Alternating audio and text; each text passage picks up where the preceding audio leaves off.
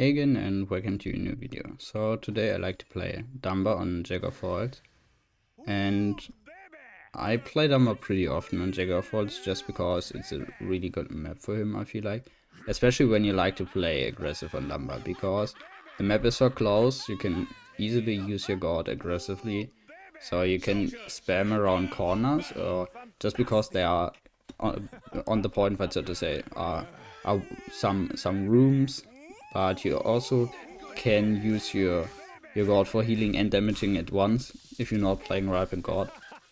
And because the map is closer, you don't have that long distances, it's also easier for you to hit your auto attacks, just because Damba has projectile attacks and it's harder obviously to hit them over longer distances.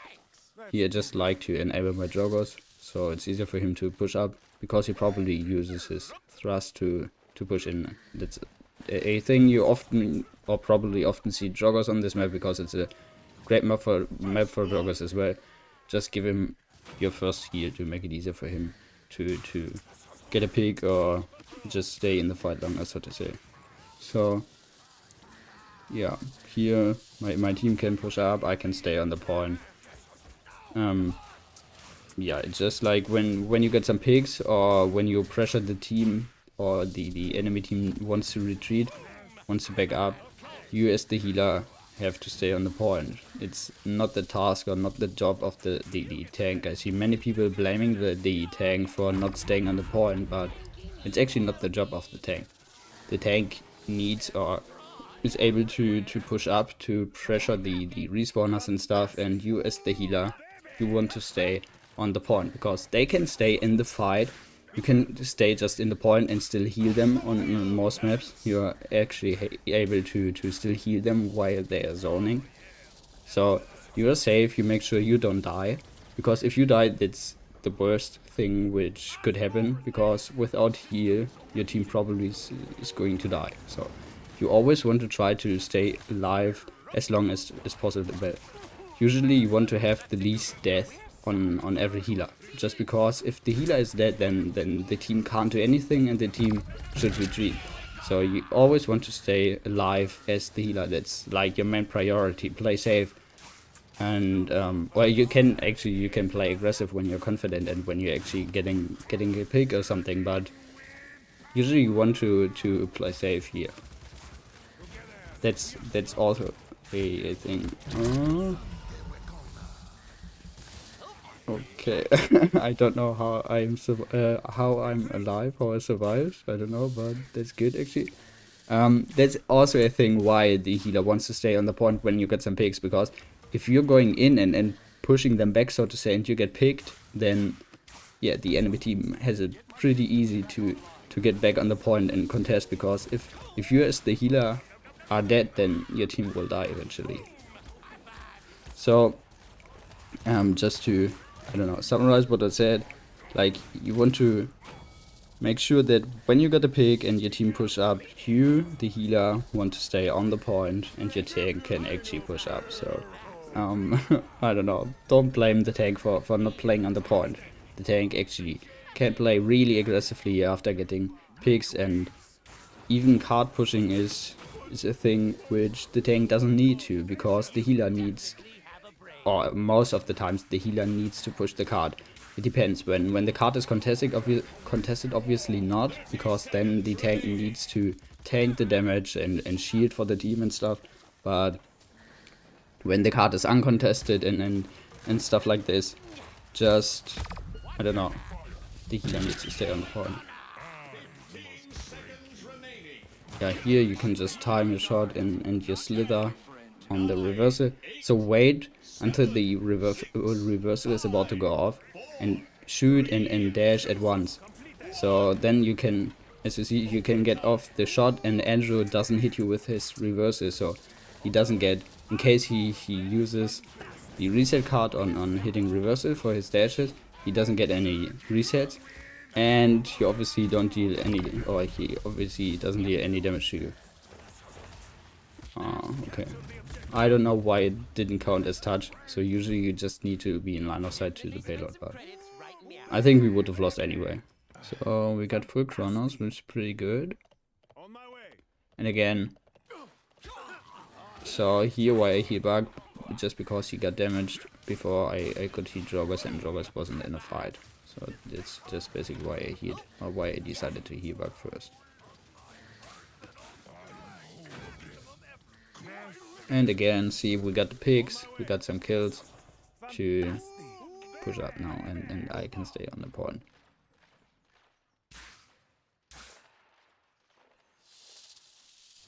Yeah, not much I can do here basically. Just throw out well, okay. Throw out the god and yeah, hope that okay, see, this is also good. You want to pick like this little corner there, because when your team backs up you can heal them. So don't play on right side, because I don't know why, but or why you would play on right side. Just play on left side and peek this spot to yeah, I don't know. Heal your team. So just getting some nimble, just because I enjoy having nimble on Damba. It feels great to have movement speed, make it easier for you to get around, make it easier to reach your team or rotate or just get back, run away from getting flanked or whatever. I think it's understandable why nimble is a good pick on almost every healer. Okay, I thought I would tank another shot. Should have dashed earlier, actually.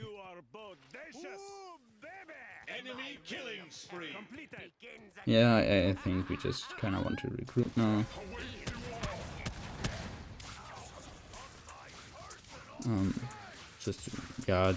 Just wait, and then or we can actually push up a little bit, just because they push up really far, and just going in aggressively here. See, this is like I knew that the Grog was probably not going to kill me, and I wanted to ult to open a possibility to win the fight, so to say. And I went in aggressively because I ulted Grog, so I wanted to at least deal a lot of damage to Grog.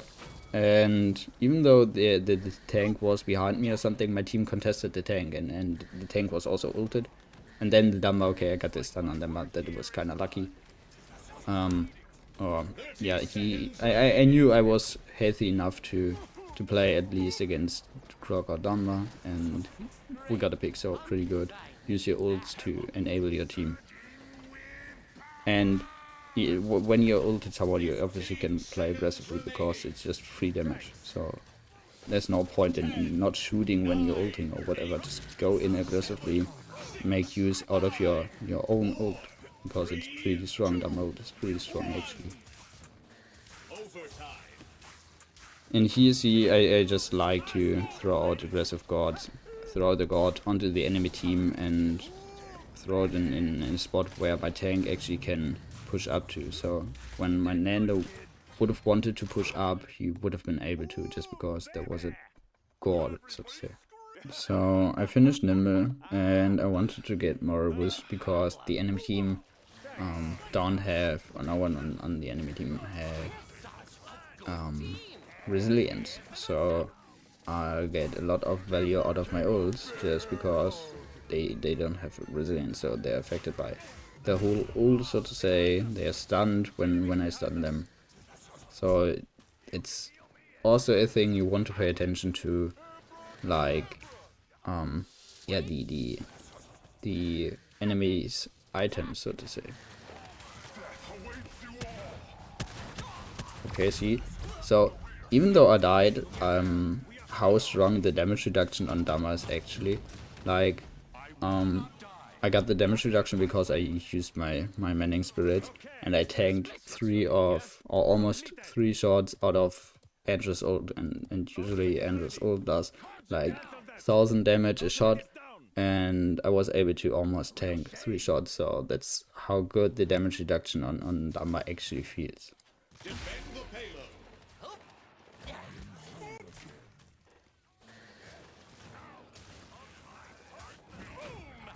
We can kind of push up here to stop them from pushing, so to say.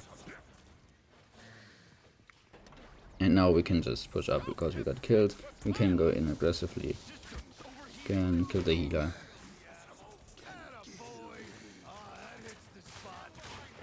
Yeah, he's behind, and I'm kind of confident to push him back or something, or just see my Vic. So that's why I'm kind of chasing him.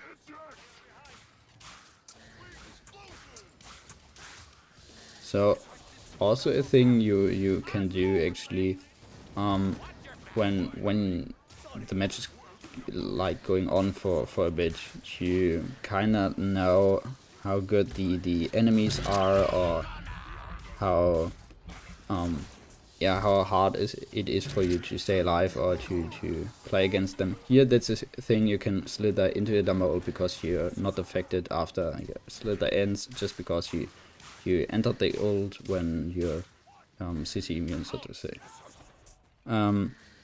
Yeah, like when you know how good the enemy is, or how hard it is for them to kill you or stuff, you actually can play aggressive against them. So when you recognize, like, I mean, even on other healers like Fury or something, when, I don't know, you play against an Eevee and you know that the Eevee lost at least some 1v1s and you're pretty confident to kill her, just go in and try to yeah, try to kill her, because you're confident that you're better, or at least good enough to contest her, and don't make it easy, because if you annoy the enemy long enough, they probably won't try to kill you, just because they know it's hard to kill you. They know that it's annoying to kill you because you won at least some 1v1s against them. So show them that you're confident and you're not afraid fighting against them, because then they won't, they will stop yeah, fighting you, so to say. But don't overextend, obviously.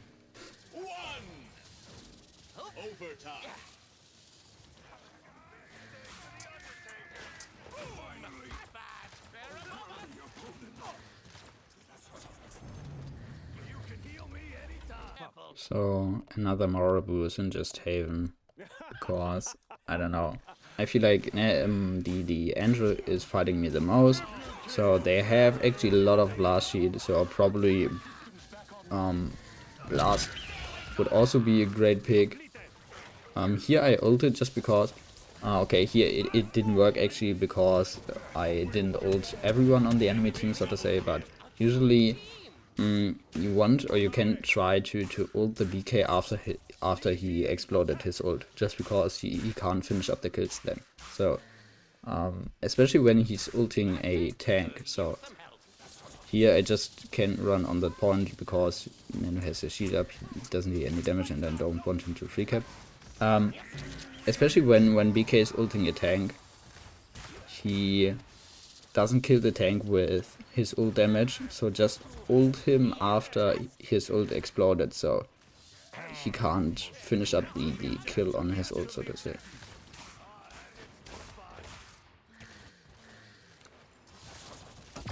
And okay, back to items. Like, most of them are blast shield. God, I mean, we play against damage grog, his shock pulse is blast. And Nando's blast, BK's blast, but I feel like Andrew is the only one pushing me, so that's why for me it's just better to buy Haven. I didn't mean to slither on the point, that's actually bad. Kinda want to back up because Andrew's on the right and I'm able to actually back up, because yeah, the enemy team also backed up a little bit, so they weren't that close.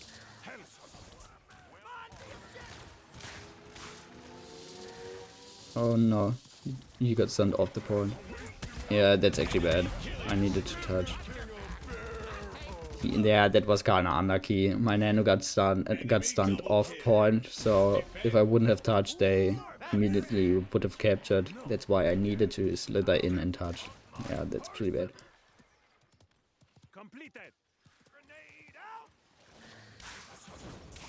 Yeah, I think we just want to, yeah, group up here and regroup, so to say.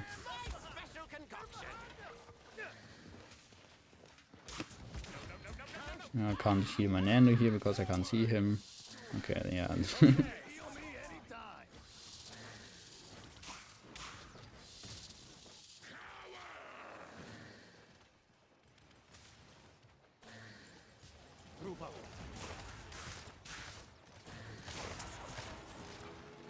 just ulting, just healing the ulting Jorgos for the movement speed and for the heal, obviously. Just because he's about to go in, he will get damage. So heal him, give him movement speed when you use it in your loadout. Here I can chase the kill on Damba, because he's lower than me. Even though he would have ulted me, would have been good for us, because he would have used his ult. And I mean, he didn't end up ulting, but anyway, rotating to the other side to finish the kill here. Because I knew he would retreat to this side, because if he wouldn't, the Vig would have killed him. So just push the enemy from both sides, pay attention to their retreat ways, or where they have to walk to retreat, so to say. Just getting back here to heal the team and back up, regroup.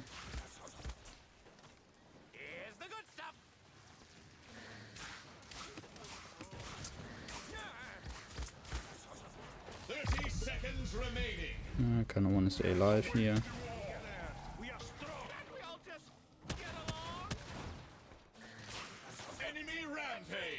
Yeah, not looking too good here.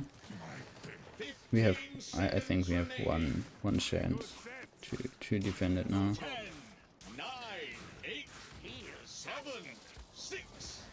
Yeah, I think I have to touch, just ulting. Okay, yeah, I think we lost just because I'm dead. And we don't have other ults. Well, okay, we have Bark, but... Yeah, but anyway, I think great game to show how aggressive you can actually play on Damba. I mean, you can play even more aggressive. But anyway, good game. I hope you've enjoyed it. Thanks for watching. I hope you've had a nice day. And always remember, don't forget, you guys are awesome.